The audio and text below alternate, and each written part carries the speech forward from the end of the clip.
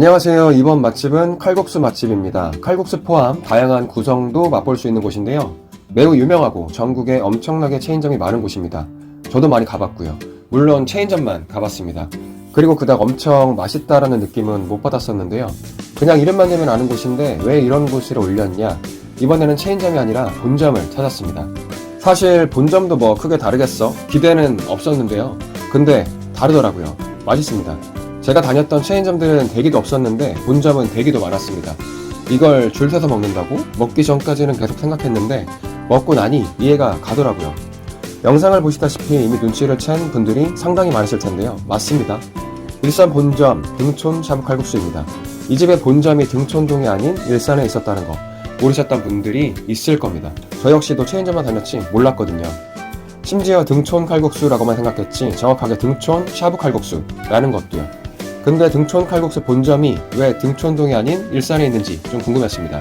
그래서 서치를 해보니 84년도에 등촌동의 작은 식당에서 시작해서 86년도에 일산에 자리를 잡아 지금은 3층짜리 건물에 전국에 200개가 넘는 체인점들이 있다고 합니다. 그리고 전국에 비슷한 이름으로 사칭하여 장사하는 가게들이 굉장히 많아서 상표법 재판을 진행하였고 승소하여 확정 판결도 받았다고 합니다.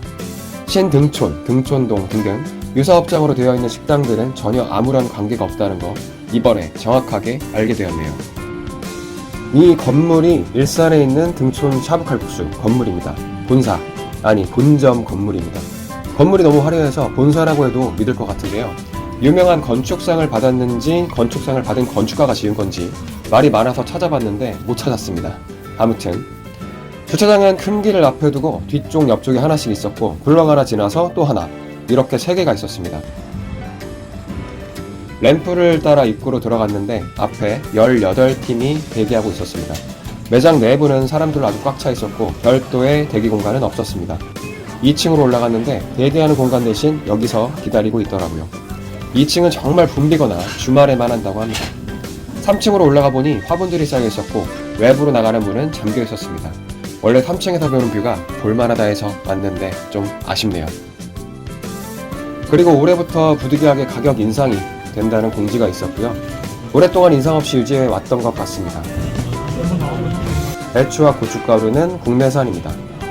드디어 자리를 안내받았습니다. 주문은 버섯, 들깨 둘 중에 하나 고르면 되고 일반적으로 소고기 한 접시 추가하는 거 필수인 거 아시죠? 칼국수 1인을 주문하면 볶음밥까지 세트라는 구성 자체가 굉장히 매력적인 곳입니다. 미나리 굉장히 싱싱해 보이죠? 소고기입니다. 메뉴판에 호주, 뉴질랜드, 미국산이라고 적혀 있는데 신경 쓰이시는 분들은 시키기 전에 오늘은 어떤 게 준비되어 있는지 물어보시면 좋을 것 같아요. 다른 체인점은 냉동으로 돌돌 말려서 나오기도 하는데 이유는 좀 궁금하긴 합니다. 그리고 칼국수, 면발이 좀 두껍습니다. 다음은 볶음밥입니다. 송송 썬 쪽파 위에 계란이 가운데 딱 올려져 있는 게 플레이팅이 예쁘네요. 등촌 김치하면 매우 유명하더라고요. 수저에도 등촌 로고가 새겨져 있는 게 역시 본점답네요. 그리고 음료수는 공짜입니다.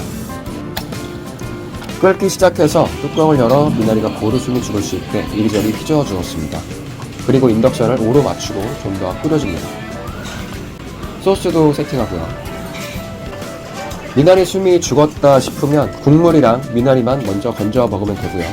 국물이 체인점에서 느꼈던 맛과는 조금 달랐던 것 같아요. 좀 더 깊고 진하게 느껴졌습니다. 미나리는 너무 많이 끓이면 아삭한 식감 없이 흐물해져서 맛이 덜할 수 있으니 살짝 숨이 죽었다 싶으면 바로 건져서 먹는 게 좋더라고요.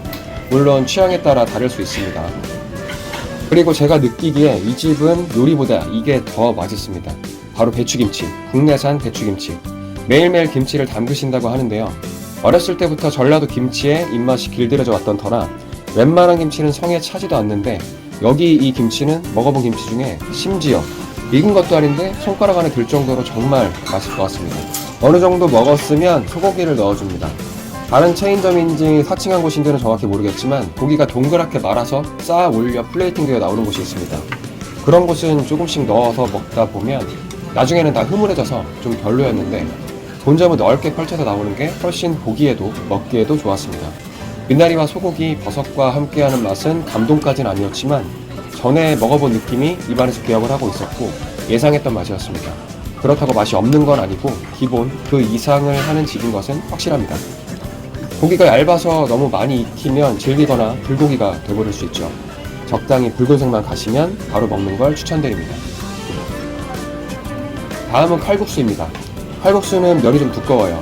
칼국수 면이 아닌 우동면에 가까운데 사실 이건 좀 아쉬웠어요. 좀 얇은 면에 국물이 배어서 면치기 할 때 국물 맛이 같이 느껴져야 하는데 이거는 그냥 익힌 면을 간없이 먹는 느낌이랄까요? 이것도 취향 문제가 있겠지만 면발에 국물이 배어있는 것을 좋아한다면 좀 과하게 익혀서 졸여서 먹는 걸 추천합니다.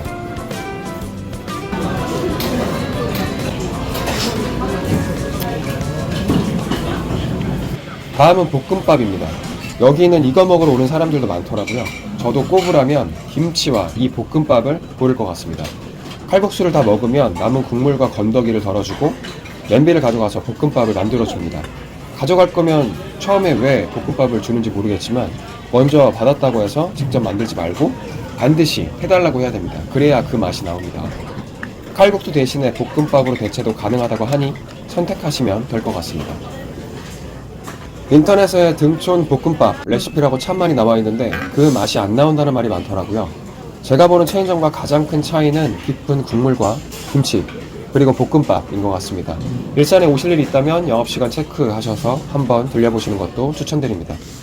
등촌 샤브칼국수 일산 본점 리뷰는 여기까지 하겠습니다.